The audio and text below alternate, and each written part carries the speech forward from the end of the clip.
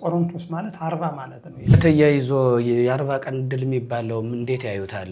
ነገር ናት የተጻፈልህ ነው የምትኖር በቤተሰብህ ላይ እንዳውር ያትሁን ይላል።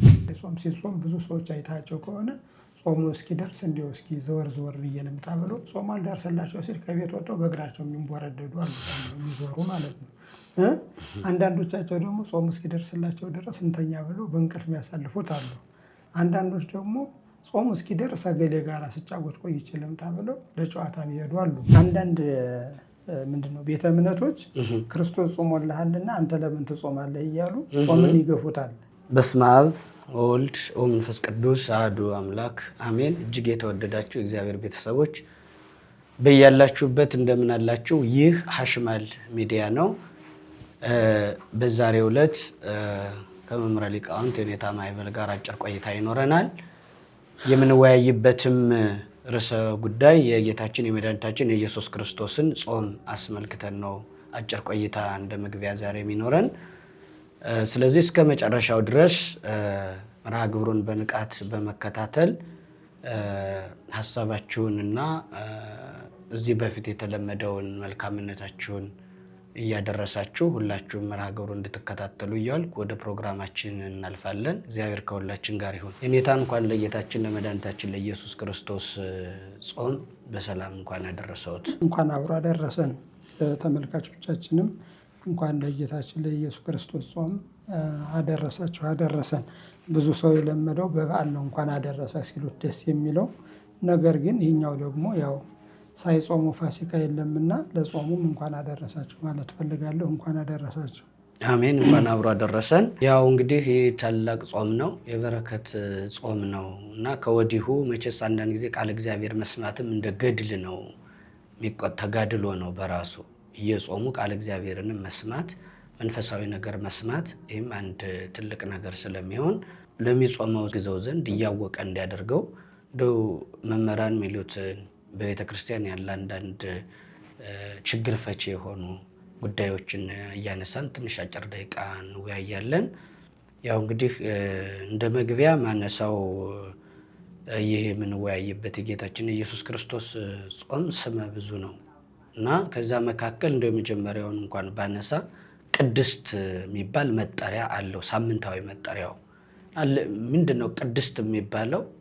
ይህን ስም ያገኘው ከምን የተነሳ ነው? ከስያሜውን ጀምር ብዬ ነው።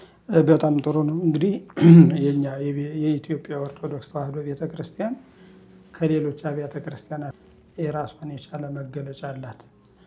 ይኸውም ለእያንዳንዱ ስም ትሰጣለች እና አሁን አንተም እንዳለው መቼም አንተ እያልን ነው የምናወራ በዚህ በፊትም ተነጋግረናልና አንተ እንዳይል አሁን አንተም እንዳለው ያው እነዚህ አጽዋማት ዘወረደ፣ ቅድስት፣ ምኩራብ፣ መጻጉዕ፣ ደብረ ዘይት፣ ገብርኄር፣ ኒቆዲሞስ፣ ሆሳዕና፣ ትንሣኤ በመባል ነው የሚታወቁትና ያው እንግዲህ በጾም ደረጃ በሰንበት ደረጃ ሁለተኛውን በጌታችን በኢየሱስ ክርስቶስ ጾም ደረጃ ደግሞ የመጀመሪያውን የምናነሳበት ሳምንት ስለሆነ ከስሙ መነሳታችን ጥሩ ነው።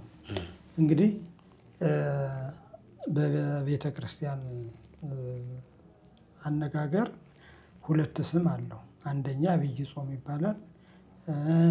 ዕለተ ሰንበት ደግሞ ቅድስት በመባል ይታወቃል። አብይ ጾም ስንል ጌታችን ኢየሱስ ክርስቶስ የጾመው ታላቅ ጾም ማለታችን ነው። 40ውን ቀን በሙሉ አብይ ጾም እንለዋለን። ቅድስት ስንል ደግሞ ሳምንቱን ነው ማለት ነው። አንዷን ሳምንት ቅድስት በማለት እናውቃታለን። እንግዲህ ቀደሰ አመሰገነ ከሚለው ግስ የወጣ ነው ቅድስት። ይህንን ደግሞ በብዙ ስንተረጉመው ወይንም ደግሞ ዛሬ ወደ ያዝነው ነገር ስንነሳ ልዩ ማለት ነው። እንግዲህ የጌታ ጾም ከሌሎች አጽዋማት ሁሉ የተለየ ነው። የሚለይበት ብዙ ምስጢር ቢኖረውም እኛ ግን እንዲሁ ለአብነት ያህል አንድ ሁለቱን ማንሳት እንችላለን። አንደኛ ጾሙ የፈጣሪ ጾም ነው። ፈጣሪ የጾመው ነው፣ ፍጡር የጾመው አይደለም። በዚህ ልዩ ይሆናል ማለት ነው። በሁለተኛ ደረጃ ደግሞ ሌሎች ሰዎች ሲጾሙት እነ ሙሴ እነ ኤልያስ አጠቃላይ ሌሎች ጸዋማያን ሲጾሙት ክብር ሽተው እሴት ሽተው አንድ ነገር እንዲደረግላቸው ለፈለጉት ጉዳይ ነው የሚጾሙት። ጌታችን ኢየሱስ ክርስቶስ ግን ክብር ኃይል ክቡር ነው፣ ጽድቅ ኃይል የባህሪ አምላክ ነው። ስለዚህ ልዩ የሚያደርገው በዚህ ነው እና አንደኛ ከፍጡራን ለመለየት ጾሙን የጌታ ጾም ለማለት ቅድስት ብለውታል። በሁለተኛ ደግሞ ጾሙን ሲጾመው ለእኛ አራያ አብነት ለመሆን ነው እንጂ እሱ ክብር ሽቶ አይደለም። በዚህም ይለያል። ጾመ እግዚእነ አራያሁ ከመ ይሃበነ፣ ጌታችን አራያነቱን ለእኛ ይተውልን ዘንድ ይገልጥልን ዘንድ ጾመ አለ። እኛ ስንጾም ክብር እናገኛለን። እኛ ስንጾም ዋጋ ይሰጠናል። እግዚአብሔር የሚሰጠን ዋጋ አለ። እሱ ግን ለእኛ ብሎ ነው የጾመው። ስለዚህ ቅድስት የሚለውን በዚህ መልኩ ብቻ አይተን መተው እንችላለን። ሌላ ደግሞ ያው እንግዲህ ዕለቱንም ያየን እንደሆነ ሰንበተ ክርስቲያን ቅድስት ነች። አንደኛ የተለየች ናት። ቅድስትነቷ ደግሞ በምንድን ነው ከተባለ በብዙ ነገር ነው። እንዲሁ በስነ ፍጥረትም እንኳን ካየኸው ዓለም የተፈጠረ በዕለተ እሑድ ነው። ስለዚህ ከሰባቱ ዕለታት ቅድስት ናት፣ የተለየች ናት። እንደገና ጌታችን ኢየሱስ ክርስቶስ ያው ሰው የሆነም በዕለተ እሑድ ነው፣ መጋቢት 29 ቀን። በዚህም ዕለቲቱ ቅድስት ናት፣ የተለየች ናት። እንደገና ከሙታን ተለይቶ የተነሳባትም ዕለተ ሰንበት ናት። በዚህም ቅድስት ትባላለች፣ ከሰባቱ ዕለታት ትለያለች። ወደ አራተኛው ስንመጣ ደግሞ ወደፊትም ይህን ዓለም ለማሳለፍ የሚመጣው በዕለተ ሰንበት ነው። ስለዚህ ከስድስቱ ዕለታት ተለይታ ቅድስት ትባላለች። አጠቃላይ ዕለታቱ 7 ናቸው። ከሰባቱ ዕለታት ለይቶ አክብሯታል። መጀመሪያ ዓለምን ፈጥሮባታል። በሁለተኛ ደረጃ ሰው ሆኖባታል። በሶስተኛ ደረጃ ከሙታን ተለይቶ ተነስቶባታል። በአራተኛ ደረጃ ደግሞ ይህንን ዓለም ለማሳለፍ ይመጣባታል። በቤተ ክርስቲያን አነጋገር ደግሞ ይቺ ዕለት ለዘላለም ትኖራለች ነው። ያ ማለት ምን ማለት ነው? ሌሎች ዕለታት ሲያልፉ በዚች ቀን ግን ስራውን ሰርቶ ገነት መንግስተ ሰማያት የምኖርስበት ቀን ነው። ሰንበትሰ ይኮነት ዕለተ አላ አነ ውእቱ።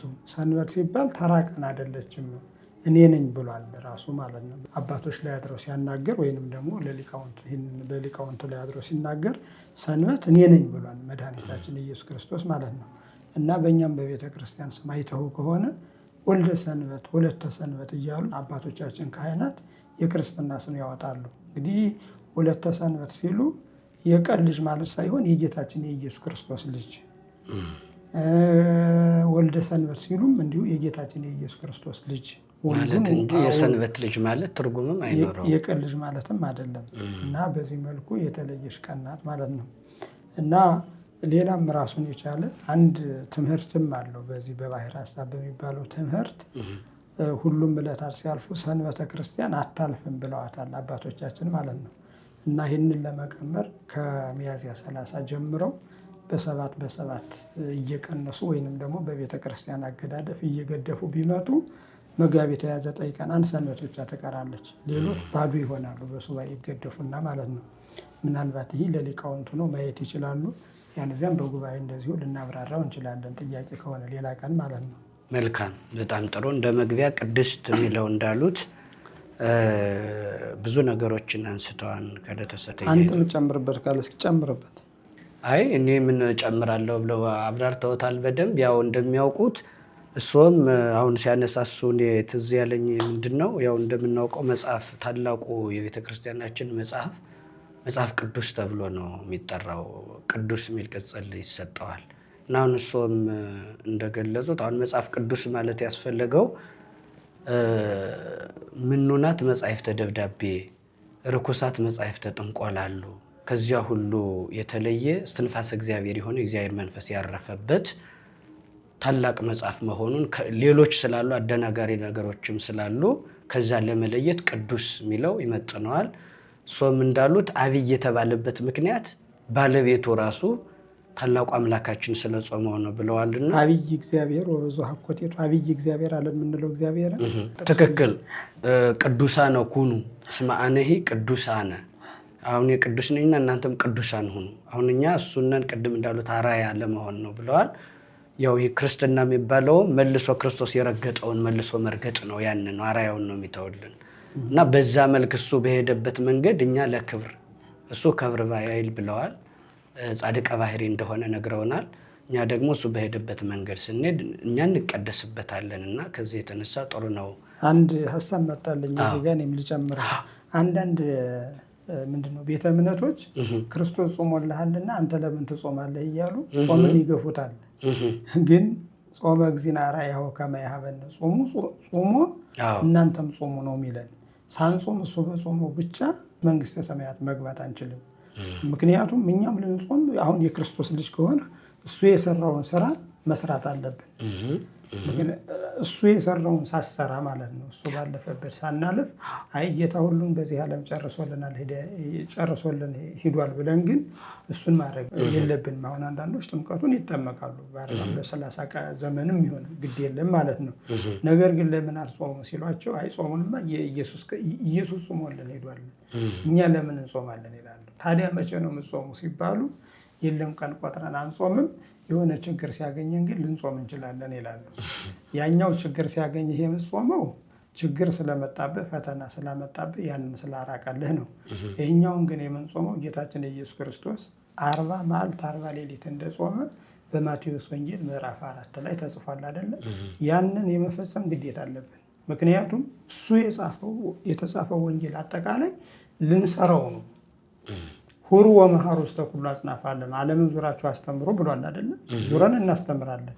አይ ክርስቶስ ዙሮ አስተምሮልናልና እናስተምርም አንልም። እንደዚያ ቢሆን ኖሮ ሐዋርያ ሁሩ ወመሃሩም አይኖርም ነበረ። አዎ ሂዳችሁ ዙራችሁ አስተምሩ አይልም ነበር። እኔ አስተምሬላችኋለሁ እናንተ ገነት መንግስተ ሰማያት ግቡ ይል ነበረ። አንዳንዶች ግን ምን ያደርጋሉ? ዙራችሁ አስተምሮ ብሎናል ኢየሱስ ብሎ ዙረው ያስተምራሉ። በየመንገዱ ሁሉ እየቆሙ ኢየሱስን ተቀበል ወዘተርፈ እያሉ ማለት ነው። ታዲያ እሱ እንደ ጾመ ለምን አልጾሙ ሲሏቸው አይ እኛማ እሱ ጾሞልናል ይላሉ። እሊህን እንደ ከርሶሙ አምላኮሙ እንላቸዋለን። ወዳቸውን የሚንከባከቡ ነገር ግን ደግሞ የክርስቶስ በሄደበት የማይሄዱ ማለት ነው። ወንጌል እንግዲህ ባኡን ተጸባብ አንቀጽ ትላለች፣ በጠባብ በር ግቡ ትላለች። ጠባብ በር ከሚባለው አንዱ ጾም ነው። ምክንያቱም መጾም ጠባብ በር ነው። አሁን ይሄ ማግበስበስ የለመደ ሰው ጾም ቢሉት አይችልም፣ ተዝለፍልፎ ነው የሚወድቀው ማለት ነው። እና የኛ ግን እንደ ኢትዮጵያ ኦርቶዶክስ ተዋሕዶ ቤተክርስቲያን ምዕመናን አማኞች ግን የጌታችን የኢየሱስ ክርስቶስን ጾም 40 ቀን ቀጥሎ 55 ቀን ነው የምንጾመው። አጠቃላይ ጾሙ በሌላ ጊዜ እንተነትነዋለን። መጾም አለብን እንጂ ጌታ ጾሞልናል ወይንም ደግሞ ኢየሱስ ጾሞልናል ብለው እንደሚያሾፉት ዝም ብሎ ቸለል ማለት የለባቸውም። እና ይህንን አስገንዝበን መናገር ያስፈልጋል። አሁን ብዙ ጊዜ እንግዲህ ሀበሻ ያው እንደምታየው ጎረቤቱ የተሰነሰለ ነው፣ ማህበራዊ ነገር አለው። አንዱ ከአንዱ ይገናኛል እና የኢትዮጵያ ኦርቶዶክስ ተዋሕዶ ቤተክርስቲያን አማኝ ክርስቲያን የሆነውና ሌሎች ሲገናኙ ለምን ትጾማላችሁ? ኢየሱስ እኮ ጾሞላችኋል። አንድ ጊዜ ቄሶች ጭነውባቸው ነው እንጂ ይላሉ። የእኛ ቤተክርስቲያን ቀኖና አዲስ ስርዓት አልሰራችም። ጌታችን ኢየሱስ ክርስቶስ የሰራውን ግን ፈጽሞ ትላለች። ስለዚህ ይህንን መናገር ፈልጋለሁ። አንዳንድ ምዕመናን የጓሃን አይ እንደው እኮ ሌሎች እኮ ኢየሱስ ጾሞልናል ብሎ አይጾሙም፣ እንደው የእኛ ቤተክርስቲያን ናት እንደው ጾሙ ብላ ያስቸገረችን እያሉ የሚጠራጠሩ ስላሉ እንዳትጠራጠሩ ለማለት ነው። መልካም፣ በጣም ጥሩ ማብራሪያ ነው የሰጡን። ያው እግረ መንገዱን ሌሎችን በቀጣይ መጣባቸዋለሁ። በዚህ ላይ ግን አድማጭ ተመልካቾቻችን የጌታችን የኢየሱስ ክርስቶስን ጾም ስናወራ መነሻችን የማቴዎስ ወንጌል ምዕራፍ 4 መሆኑን የኔታ ተናግረዋልና የማቴዎስ ወንጌል ከምዕራፍ 4 ሳንወጣ ነው መጽሐፍ ቅዱሱን መሰረት አድርገን ነው እያንዳንዱን እዛ ላይ ነው ማነሳቸው ጥያቄዎችም ያሉ። ጾምም ቅድም እንዳልነው አብይ ጾም ይባላል፣ ቅድስት ይባላል፣ 40 ጾምም ይባላል እና እግረ መንገዱን እስኪ ይህንን 40 ጾም የሚባለው ለምንድን ነው የሚለውንም እንዳላያይዘው ቢመልስልኝ። ያው 40 የምንለው እንግዲህ ቀኑ ነው። 40 ማለት በቆሮንቶስ ማለት 40 ማለት ነው ይላሉ ገዳሙ ራሱ። ቆሮንቶስ ማለት እኔ ኢየሩሳሌም ሄጄ ነበረ ያው አንድ ጊዜ ማለት ነው። ያው መቼም ለጉብኝት አልሄድም እኔ እንደምታየው ለመማር ለመሳለም ስለሆነ እና ሄጄ ነበረ እና ቆሮንቶስ ማለት ራሱ 40 ማለት ነው። በጣሊያንኛ መሰለኝ ቋንቋውን ሰዎች ማረጋገጥ ይችላሉ። ራሱ ቆሮንቶስ ማለት 40 ማለት ነው። ገዳሙ ራሱ 40 ከዘረጋ ቆሮንቶስ ያለው ሲተረጎም ማለት ነው። ቆሮንቶስ አሁን ራሱን የቻለ በይሁዳ ምድረ በዳ ያለ ትልቅ ገዳም ነው ዛሬ ማለት ነው። ገዳም ሊሆን የቻለው መድኃኒታችን ኢየሱስ ክርስቶስ ከጾመበት በኋላ ነው እና ቆሮንቶስ ማለት 40 ማለት ነው ይላሉ። በእኛ በቤተ ክርስቲያን አነጋገር ግን ጌታችን ኢየሱስ ክርስቶስ 40 ቀንና 40 ሌሊት ከቆመ ሳይቀመጥ እጁንና እግሩን ከዘረጋ ሳያጥፍ ቀጥ ብሎ እህል ውሃ ሳይቀምስ ጾሟል እና 40 እሱ ነው። ለምን 40 ሆነ ከተባለ እንግዲህ ቀድሞ ሙሴ 40 ጾሟል። ጾመ ሙሴም 40 ቀን ጾሟል ማለት ነው። እነ ኢያሱም 40 ቀን ጾመዋል። ነቢዩ ሕዝቅኤልም እንዲሁ በጸጋማይ ጎኑ ተኝቶ 40 ቀን ጾሟል እና በዚያም እግዚአብሔር ሙታንን አስነስቶ አሳይቶታል። ምንድነው በጸጋማይ ጎኑ በግራ ጎኑ ቆሞ እንግዲህ ምንድነው በባቢሎን በነበረበት ጊዜ እስራኤላውያን ፋርስ ባቢሎን ተማርከው ከሄዱ በኋላ ተስፋ ትንሣኤ ሚጠት የለም ማለት ወደ ኢየሩሳሌም ተመልሰን አንገባም፣ ለሀገራችን አንበቃም የሚል ተስፋ ቆርጠው ነበረ። የእነሱ ተስፋ መቁረጥ ሳያንሳቸው ሳዱቅ የተባለ ሐሳዊ ነቢይ ተነስቶ ካሁን በኋላ ከባቢሎን ወደ ኢየሩሳሌም መውጣት እንደሌለው ሁሉ ትንሣኤ ሙታንም የለም ብሎ አስተማራቸው እና እግዚአብሔር በዚህ ምክንያት ነቢዩን ጠርቶ ትንሣኤ ሙታን እንዳለ ለማስረዳት 40 ቀን በጸጋማይ ጎኑ ብቻ በአንድ ጎኑ ብቻ እየተኛ ወይንም ደግሞ በዚያ ተኝቶ ማለት ነው 40 ቀን ጾመ። ከዚያ በኋላ ይሄ ምንድነው የደረቁ አጥንቶችን ሰብስቦ እነዚህ ይነሳሉ አይነሱም አለው ነቢዩን። አንተ ታውቃለህ አለው። እውቀት ለፍጡራን አይደለም፣ አንተ ነው የምታውቅ። አንተ ይነሱ ቃል ይነሳሉ፣ እንዳይነሱ ካደረጋቸው ደግሞ አይነሱም። ስለዚህ አንተ ታውቃለህ አለው ነቢዩ ሕዝቅኤል እግዚአብሔርን ማለት ነው። ከዚያ በኋላ ምን አለ እግዚአብሔር? በል ከመላ አይጽምት ይሃየዋ፣ እነዚህ አጥንቶች ይነሳሉ ብለህ ትንቢት ተናገራሉ። ትንቢት መናገር ሲጀምር እነዚህ አይጽምቶች ተነሱ ነው። ተነስተው ታያቸው። እዚህ ጋር በሁለት ተርጉመውታል አባቶቻችን። ትንሣኤው የራእይ ነው ብለው የተረጎማሉ። አይ የራእይ ሳይሆን ትንሣኤ ስጋ አስነስቶ አሳይቶታል። ልክ ጌታችን ኢየሱስ ክርስቶስ በተሰቀለ ጊዜ ሙታንን እንዳስነሳ ለሕዝቅኤልም ሙታነ ስጋን አስነስቶ አስተምሮታል ብለው የተረጎማሉ። እና እነዚህም መቼ የሞቱ ናቸው፣ እንዴት ሞቱ የሚለውን ሁሉ ሰፋ አድርገው ማብራሪያ ጽፈውላቸዋል። እና አጠቃላይ 40 መሆኑ ይህንን ይመለከታል ነው። ከዚሁ ላይ እንዳለ አሁን ሙታን ትርጓሜው 600 ምናምን ድረስ እንደሆኑ ይገልጣል። ብዙ ናቸው እንግዲህ እነዚህ በስጋ የሞቱ ናቸው፣ በመንፈስ የሞቱ የሚለው በኃጢአት የሞቱ ናቸው። አይ ዝም ብሎ የስጋ ሙታን ናቸው፣ ደቂቀ ኤፍሬም ናቸው፣ በጦርነት ያለቁ ናቸው ብሎ መምህራን የራሳቸውን ትርጓሜ እንትን አስቀምጠውታል። እንግዲህ ምንድነው የራሳቸው ሚድራሽ የሚባል ትርጓሜ ያላቸው የአይሁዳውያን ማለት ነው። እና ያኛው ትርጓሜ እንደሚተረጉመው ከሆነ ሰባየት የጨረሷቸው የት በፍልስጤም ውስጥ የምትገኝ ሀገር ናት። ከእስራኤል ጋር ይጓጉ ነበር ማለት ነው። እና ሰባየት የጨረሷቸው ደቂቀ ኤፍሬም ናቸው እና በአካለ ስጋ የሞቱ ናቸው ነው ብለው ያስቀመጡት።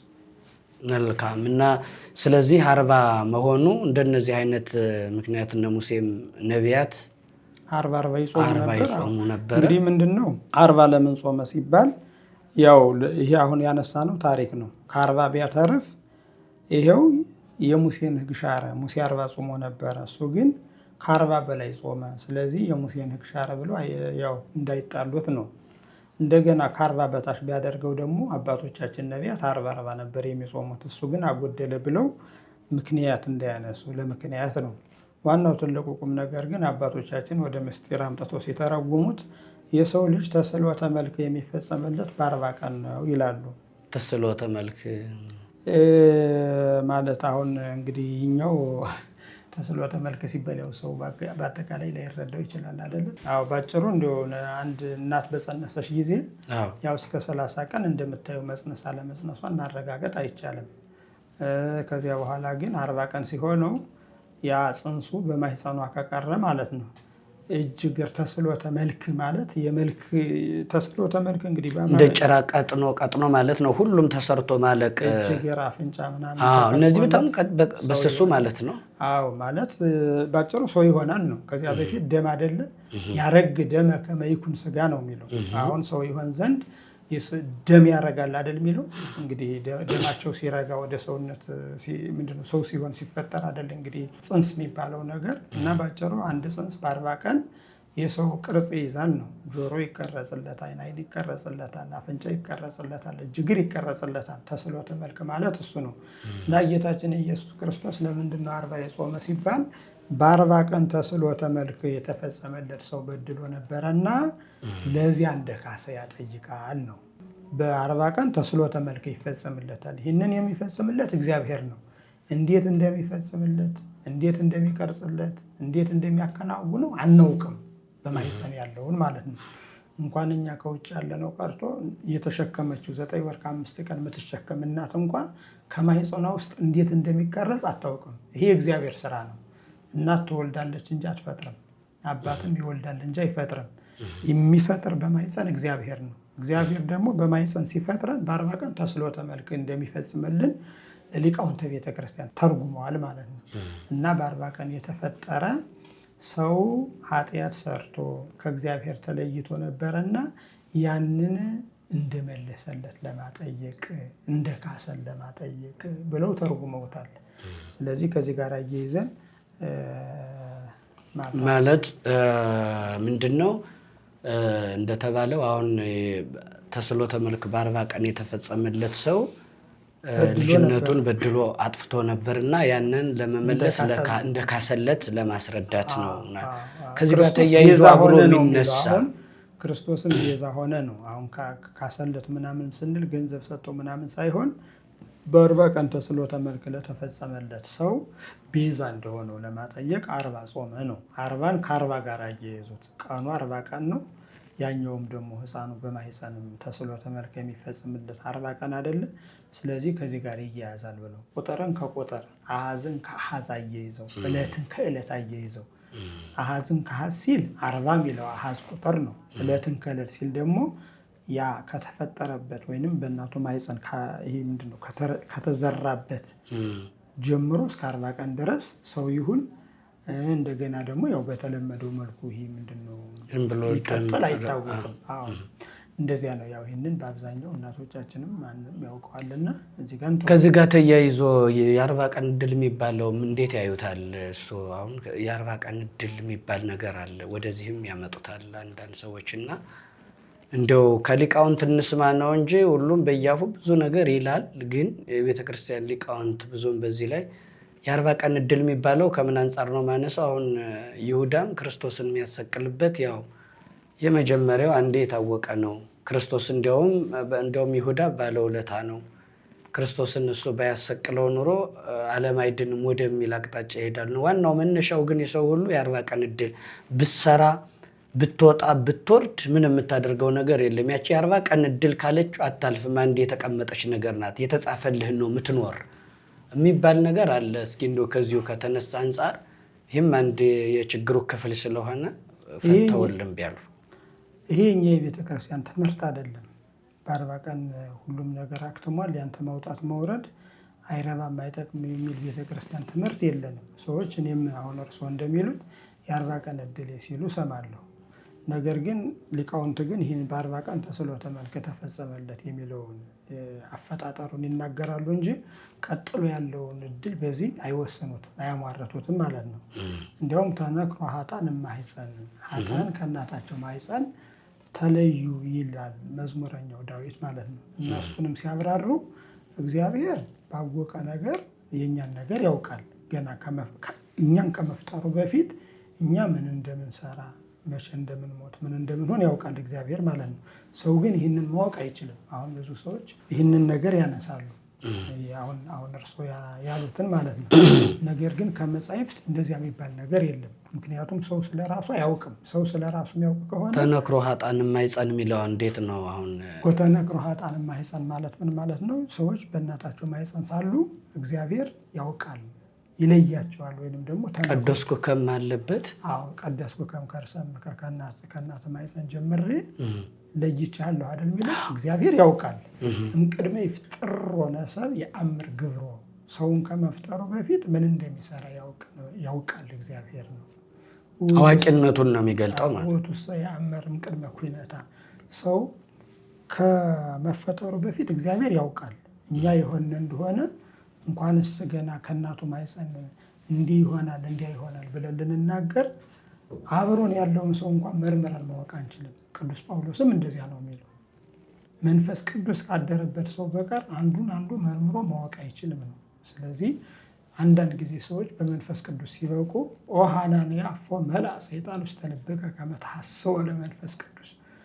አሁን ቅዱስ ጴጥሮስ በሐናንያ ልብ ያለውን አውቆ መንፈስ ቅዱስን ተዋሸው ዘንድ እንዴት ሰይጣን በልብህ አደረ፣ እንዴት በልቦናህ መላ ብሎ ቅዱስ ጴጥሮስ ከ10ኛው ማዕረግ የደረሰ ቅዱስ ስለነበረ በሐናንያ ሆድ ውስጥ ያለውን አውቆ እንደተናገረ በመጽሐፍ አልፎ አልፎ ተጽፏል እንጂ አሁን እርስዎ ያነሱት በቤተ ክርስቲያን አስተምህሮ የተጻፈ አይደለምና ሰውም በዚህ መልኩ ይህንን ይዞ መንገታገት የለበትም። የ40 ቀን ዕድሌ ነው፣ በጨለማው ሌሊት ተፈጥሬ ነው የሚሉ ሟርት ምልኪ ናቸው እንጂ ከመጽሐፍ የተገኙ አይደሉም ነው።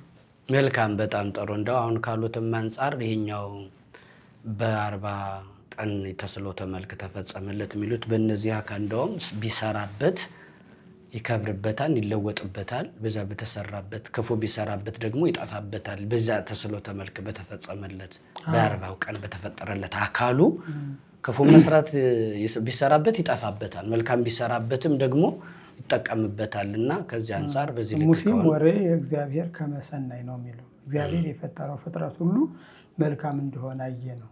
ሰውን ሲፈጥረው ግን እጅግ መልካም እንደሆነ ጥቀ ይላል። እጅግ ማለት ነው።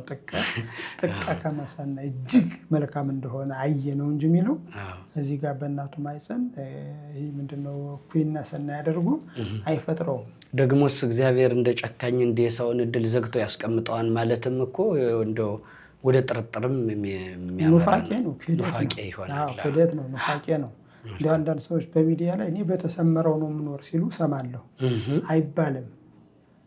እግዚአብሔር ያሰመረለትን ስለማያውቅ ብላ በሀፈ ገጽ ከነ ያለ ጥረህ ግረህ ብላ ነው ያለ እግዚአብሔር እንጂ በተሰመረው ትኖራለህና ተኝተኸዋል አይልም። ሰነፍ ነው ይብላ አብድ በልቦ አልፎ እግዚአብሔር፣ ሰነፍ በልቦ ነው እግዚአብሔር ይልም ይላል። እና ዝም ብሎ በተሰመረው እኖራለሁ የ40 ቀን ዕድሌ ነው እኔ ምን አደርጋለሁ የሚሉ እነዚህ ሰነፎች ናቸው እንጂ እግዚአብሔር ለይኩን ብሎ ሲፈጥረን ፍጥረቱን ሁሉ በጎ እንደሆነ አድርጎ አየ ነው። መልካም። ከዚሁ ጋር ተያይዞ እንግዲህ በዚህ ልክ ካብራሩልን ወደ ቀጣዩ ጥያቄ ሲሄድ ከዛው መጽሐፍ ቅዱሱ ላይ ትንሽ መብራራት ያለበት ብዬ ካሰብኩት ነው። ወእምዝ ወሰዶ መንፈስ ገዳመ ለጊዜ ኢየሱስ ይላል ሲጀምር። ከዚህ በኋላ ይላል መንፈስ ወደ ገዳም ወሰደው ይላል። ወደ ምድረ በዳ ምንድን ነው እንግዲህ ምንድን ነው? አባቶቻችን ጌታ ከተጠመቀ በኋላ አልዋልም አላደረም፣ መንፈስ ወደ ምድረ በዳ ወሰደው ነው። እሱም ማቴዎስ ወንጌላዊ ቅዱስ ማቴዎስ እንደሱ ብሎ ነው የመዘገበልን ማለት ነው። አሁን እዚህ ጋር ሰዎች መንፈስ ሲል ምንድን መንፈስ ነው ሊሉ ይችላሉ። እዚህ ጋር እንደ አባቶቻችን ትርጓሜ መንፈስ ቅዱስ ማለት ነው። መንፈስ ቅዱስ ደግሞ መነኮሳትን አነሳስቶ ወደ ገዳም እንደሚወስድ፣ ሰማዕታትን አነሳስቶ ወደ ሰማዕትነት ቦታ ወደ ደም እንደሚወስድ ሳይሆን በህልውናው ያለ መንፈስ ቅዱስ በህልውና ያለ መንፈስ ቅዱስ ወደ ምድረ በዳ ወሰደኝ እንደማለት ነው። እና ምን ብለዋል? ወሶበ ሰማይ ከዘይብለህ ከመንፈስ ወሰዶ ገዳም የተሃሊኬ ከመፍጡር ውእቱ፣ መንፈስ አነሳስቶ ወደ ገዳም ወሰደው ሲል ብትሰማ ፍጡር አይምሰልህ፣ የባህሪ አምላክ ነው ኢየሱስ ክርስቶስ። መንፈስ ወሰደው ሲል በፈቃድ አንድ ስለሆኑ ነው። ማንና ማን? አብ ወልድ መንፈስ ቅዱስ፣ መንፈስ የተባለው ማለት ነው። እስመ በፈቃዱ ወበስምረት አቡሁ ወመንፈስ ቅዱስ መጽአ ወአድኀነነ፣ በእሱ ፈቃድ በአባቱ ፈቃድ በመንፈስ ቅዱስ ፈቃድም መጥቶ ሰው ሆኖ አዳነን አይደል የተባለ። ስለዚህ መንፈስ የተባለ በህልውናው ያለ መንፈስ ቅዱስ በሶስቱ ፈቃድ መሄዱን ነው። ፍጡር እንዳይደለ ለመግለጥ ነው። መንፈስ ቅዱስ ወደዚያ ወደ ምድረ በዳ ወሰደው የተባለ ለዚያ ነው። አንዳንድ ጊዜ መንፈስ እነዚህ ጋር ስለጠቀሰ ነው እንጂ አቡየ ፈነወኒ ወአነ ተፈነውኩ፣ አባቴ ወደዚህ ምድር ላከኝ እኔም ተላኩ ይላል ጌታችን ኢየሱስ ክርስቶስ ማለት ነው። አሁን ይሄ በማዕረገ መለኮት ማበላለጥ አይደለም። አብ የግድ የሚላኩ ነው። አብርሃም ይስሐቅን እንደላከው ወይንም ደግሞ አንድ አባት ልጁን እንደሚልከው አብ የግድ አስገድዶ የሚልከው ሆኖ አይደለም። በፈቃድ አንድ መሆናቸውን መናገር ነው። እንዲያውም ያው ብዙ ሊቃውንት እንደሚያውቁት መጻ በኩር በግድ በዋስነቱ መጣ ብለው ሰው ሆነ ብለው ይጻፉ አሉ።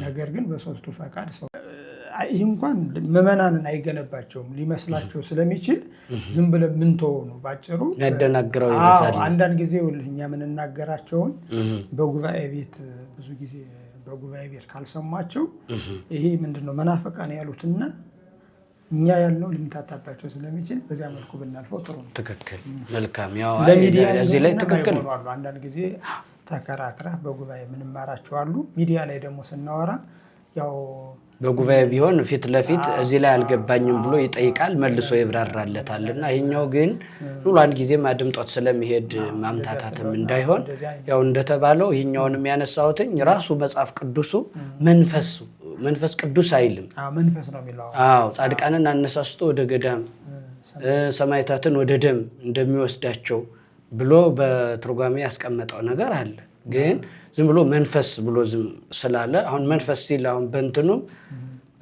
ሆሊ ይላል፣ እንትኑ ሆሊ ስፒሪት ነው የሚለው። ስፒሪት ብቻ መንፈስ ብቻ አይደለም፣ እንግሊዘኛው ሆሊ የሚል ይጨምር፣ ቅዱስ የሚል ይጨምርበታል። እዚህ ዝም ብሎ ብቻውን ነው መንፈስ ብሎ የተወውና ይሄኛው ሰዎችንም እንዳያምታታ ግልጽ አድርገውት እንዲያልፉ ነው። እንግዲህ ምንድነው በዚህ ጾም ውስጥ እንደሚታወቀው ሶስቱ አርእስተ ኃጣውእ የሚባሉትን ቢያብራሩልኝ። ሶስቱ የኃጢአት ራሶች እንደማለት ነው። በእርግጥ ሰው ያው እንደው ሰነፍ ካልሆነ አርእስተ ዜና ሲባልም ይሰማል። የዜናው ርዕስ ማለት አይደለም። ርዕስ አርእስተ ኃጣውእ ሲባሉ የኃጢአቶች ራስ እንደማለት ነውና እነሱን እናንሳ። እንግዲህ እነዚህን ዝም ብለን ያነሳናቸው እንዳይመስለው ሰው እዚያው የማቴዎስ ወንጌል ነው የሚያነሳው። 40 ቀን 40 መዓልት ከጾመ በኋላ ወቀርበ ዘያሜክሮ የሚፈታተነው ሰይጣን ቀረበ ይላል። ወደ ማን የቀረበ?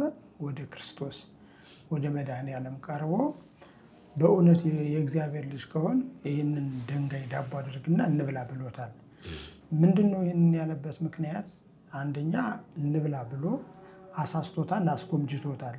በሁለተኛ ደረጃ ደግሞ ምታት አሳይቶታል። ምታቱን ክርስቶስ አይቶለታል ካል አላየለትም፣ ለሰይጣን ግን ስለመሰለው ነው ማለት ነው። እንግዲህ መምህራን ምን ይላሉ? እንደ ለማይ ወይንም ደግሞ በአምሳለ ሰዓሊ በለማይ አምሳል ትኩስ ዳቦ ሳይዝ የያዘ መስሎ እንብላለው።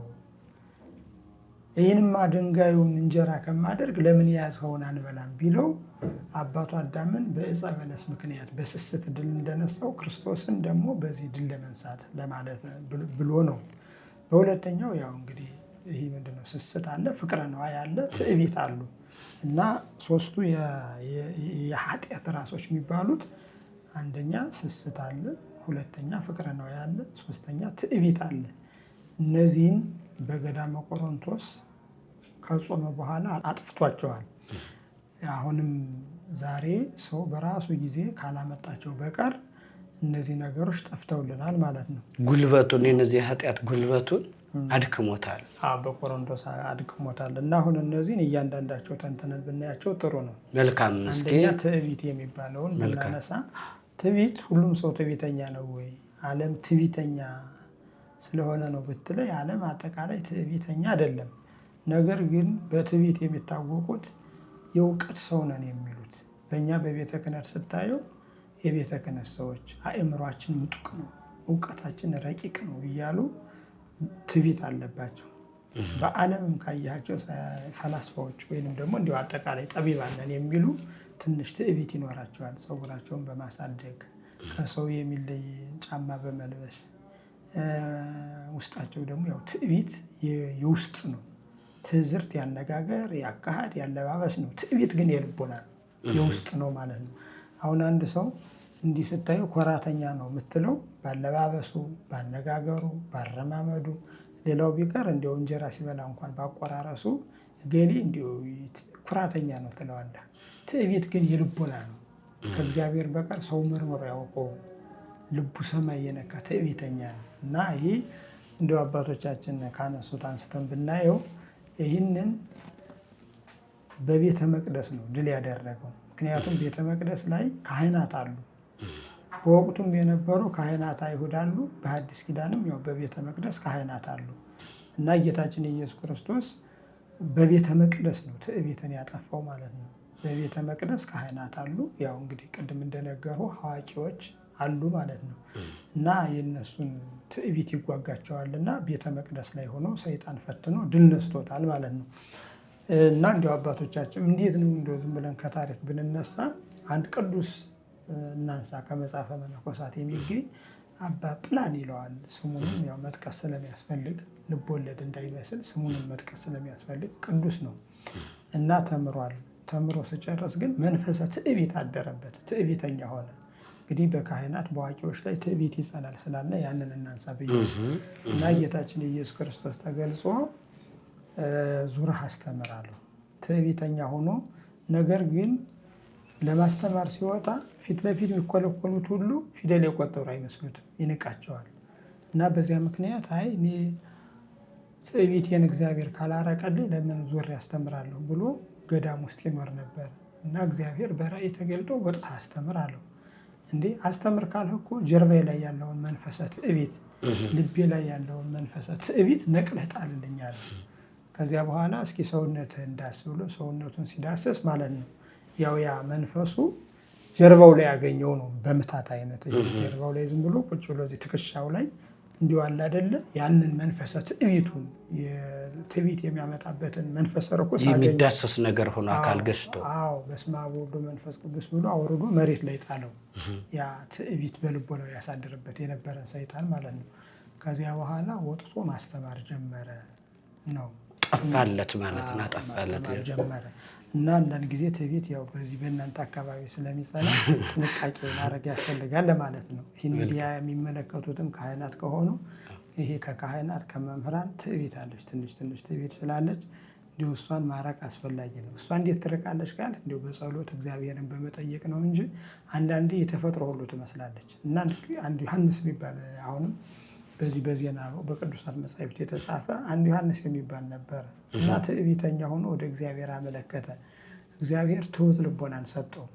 በኋላ ደቀ መዛሙርቱ ምንድን ነው መጀመሪያ ትዕቢተኛ ነበረ። በኋላ እንዲሁ አመድ ላይ የሚተኛ ተራ ልብስ የሚለብስ ክብሩን የማይጠብቅ፣ ክብር ሲባል ስጋዊ ክብር ማለት ነው። አሁን አንዳንድ ጊዜ ካባው ሻሹ የክብር ምልክት ነው። ሰዎች ያው የቤተ ክርስቲያን አርማ ነው የቤተ ክርስቲያን ነው ይላሉ እንጂ ብዙ ጊዜ አይተው ከሆነ ከቤተ ክርስቲያን የቤተ ክርስቲያንን ስራ ከመጠበቅ ይልቅ እንዴችን ሹል ራሴን ሸሽ ሳላረግባት እንዴት አድርጌ እወጣለሁ? እኔን እኮ አገር ያውቀኛል፣ ዓለም ያውቀኛል ሳልጠመጥም ካባ ሳላረግ ይላሉ። ብዙ ጊዜ እቺ ውስጥ ናት። ከውጭ ግን እንደ ቤተ ክርስቲያኒቱን ክብር ብዬ በሙቀቱ ሁሉ ካባ አርጌ ሻሽ አርጌ ነው የሚሉ ናት ማለት ነው። ያቺ አለች ሌላይና የውስጥ ምትባል ማለት ነው። እና ምን አሉት ደቀ መዛሙርቱ ሄደው አባታችን ክብርህን እኮ ጥለሃል፣ ትህትና ያለ ቅጥ ሆነ፣ እባክህ እንደቀደመው ሁንልን አሉት። ዝም በሉ ልጆች፣ ትዕቢት ጸንቶብኝ ከእግዚአብሔር ለምኜ ነው ይችን ትህትና ያገኘኋት። ወደ ቀደመው ከመለሳችሁኝ ወደ ቀደመው ትዕቢት የመለሳለሁ። ስለዚህ ትዕቢት ይቅርብኝ ብሏል።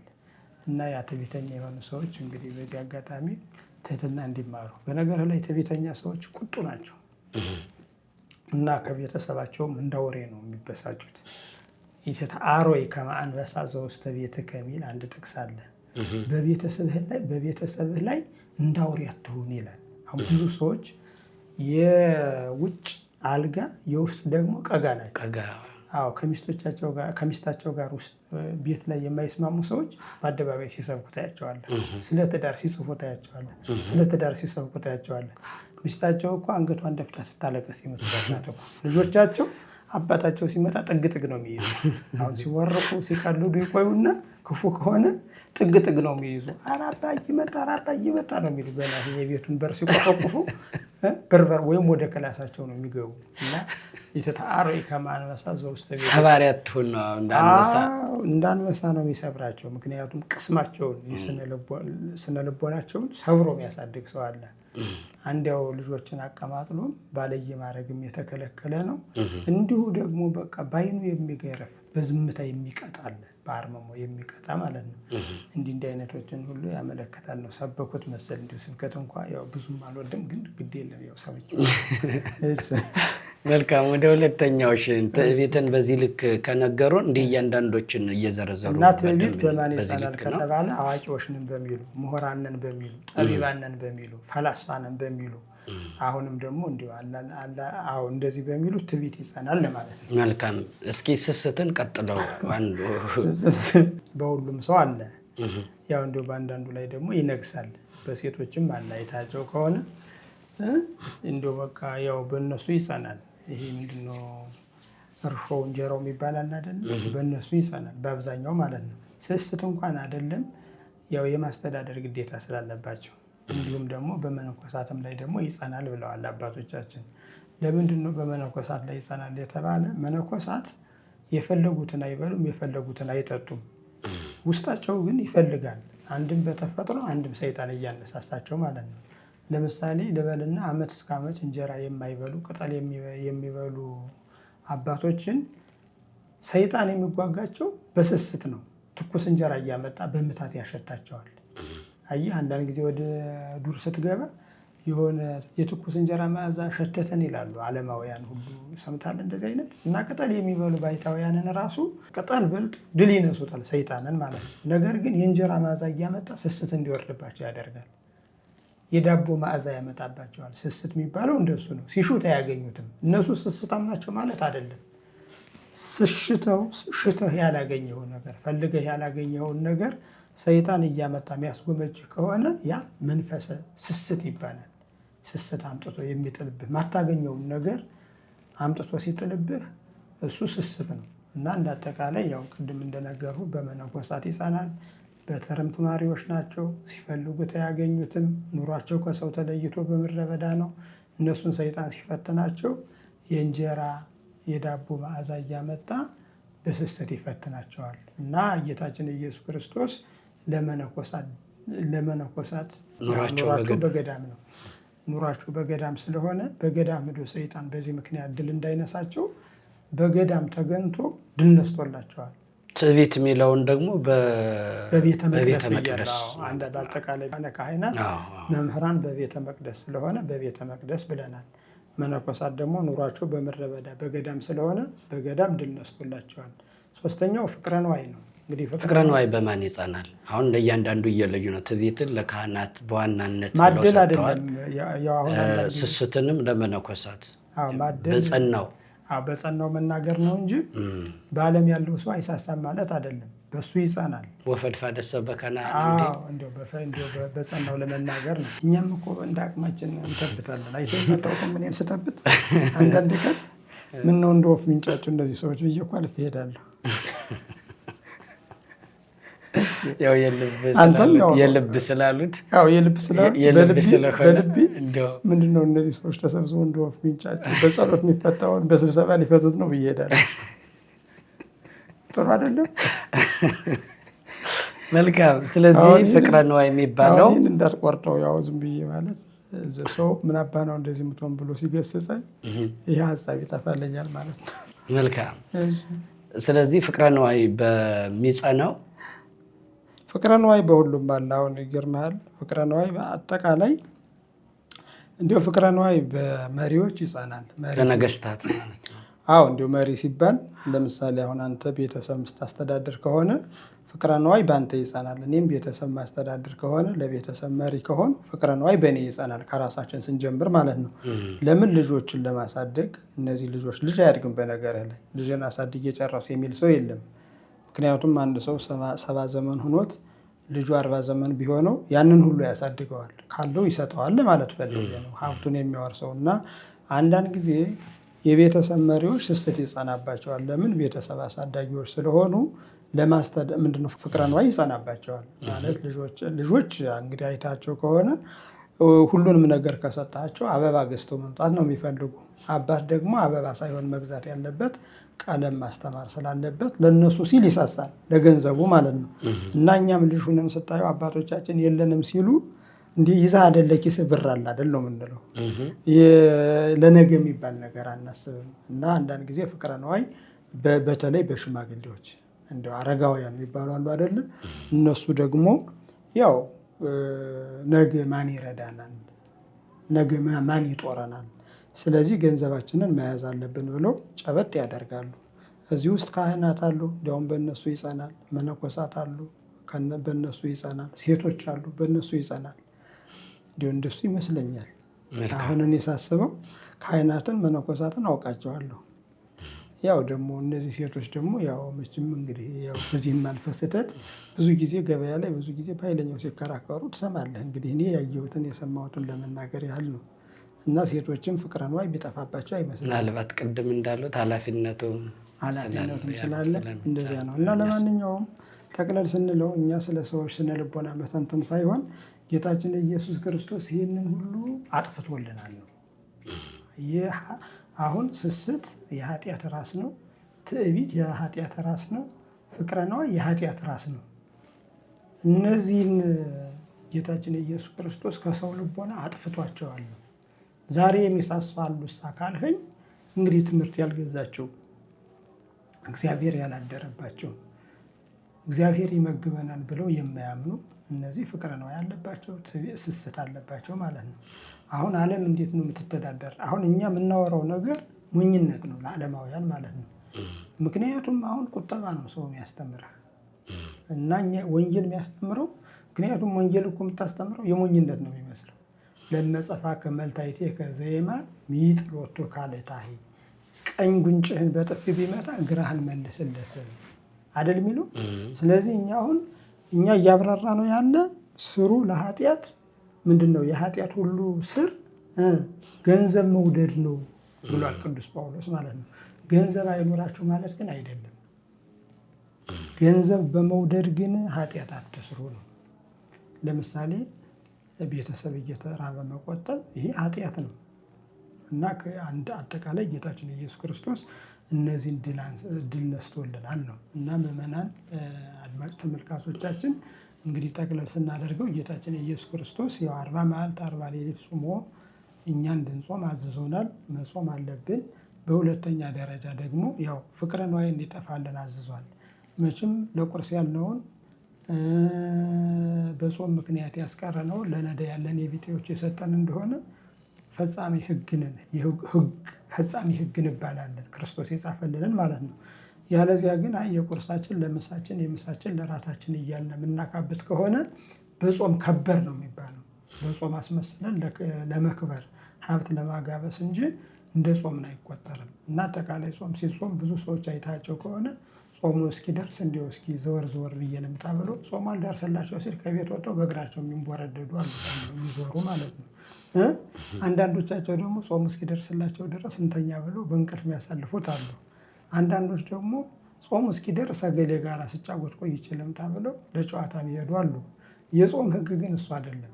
ከቻልህ ቅዳሴ ማስቀደስ፣ ካልቻልህ ደግሞ ጾም ነው ብለህ መጾም ነው እንጂ ጾሙ አልደርስለት ብሎ አንዱ ጾም እስኪደርስ የሚተኛ ከሆነ አንዱ ደግሞ የሚንቀሳቀስ ከሆነ ሌላው ደግሞ ከጓደኛው ጋር እየተጫወተ የጾም ማድረሻ የሚቀጥል ከሆነ ይህ ጾም አይባልም፣ ትሩፋት አያሰጥም። ጾሙን ቢጾመውም ስርዓት ባያፈርስም ቅሉ ቀኖና ባይጥስም ማለት ነው። ነገር ግን በእሴት ላይ እሴት፣ በክብር ላይ ክብር፣ በትሩፋት ላይ ትሩፋት አይጨምርም። በትሩፋት ላይ ትሩፋት፣ በእሴት ላይ እሴት፣ በክብር ላይ ክብር የሚጨምር እየጾመ በትክክል መከራውን ሁሉ አብሮ እየተቀበለ ሲጾም ነው እንጂ ጾም እስኪደርስ ተኝቶ ተነስቶ እየበላ ከሆነ ዙሮ ዋጋ የለውም ማለት ነው። በእንቅልፍ እንድታሳልፈው ሳይሆን ለጾሙ ብለህ መራብ ዋጋ ያሰጣል ነው። የእንቅልፍ ሰዓት አለ፣ ሌሊት ነው። እና ይህንን ይመስላል እንግዲህ ወንጌሉን ሙሉ በሙሉ እንዳናብራራው ሁሉም ሰው በመጽሐፍ ቅዱስ ያነባዋል፣ በትርጓሜውም ያነባዋልና እንዲሁ በእኔ በኩል እዚህ ጋር ይበቃኛል ብዬ መልካም።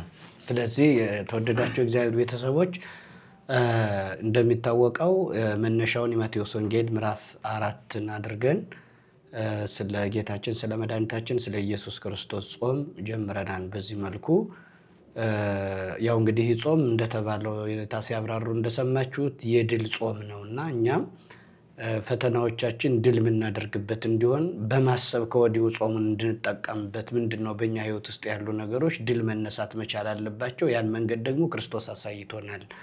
በ40 ቀን ጾም እነዚህን ከባባድ የሚባሉ የኃጢአት ራሶች ምንጮች የሚባሉትን ነገር ያደረቀበት መሆኑን አይተናልና እኛም ይህንን በማድረግ እንድንጀምረው ነው ከወዲሁ እንደ መግቢያ ዛሬ ይህንን የተነጋገርነው። ቀጣይ ጾሙም ስለሚቀጥል እንግዲህ ሙሴም 40 በመጾም እንደምታውቁት የቃል ኪዳኑን ታቦት ጽላት የተቀበለው የጾም ውጤት ነው። ሙሴ ከተራራው ከወረደ በኋላ ነው እነዚያን ሁሉ መጻሕፍት የጻፈው እና የጾም ውጤት ናቸው። ኢያሱም ደግሞ ተራራው እንደ ሙሴ መውጣት ባይችልም ወይ ኢያሱኒ ጾመ 40 በእግረ ደብር ነው የሚለውና በየቦታችን በየስጦታችን ሆነን ሁላችንም ክብር ማግኘት እንድንችል የድል ጾም እንዲሆንልን ከወዲሁ የሚገባውን ነገር በማድረግ ድርሻችን እንድንወጣና ጾሙን እንድንጠቀምበት የኔታ በጣም አስፈላጊ የሆኑትን ብቻ በማንሳት አብራርተውልናል።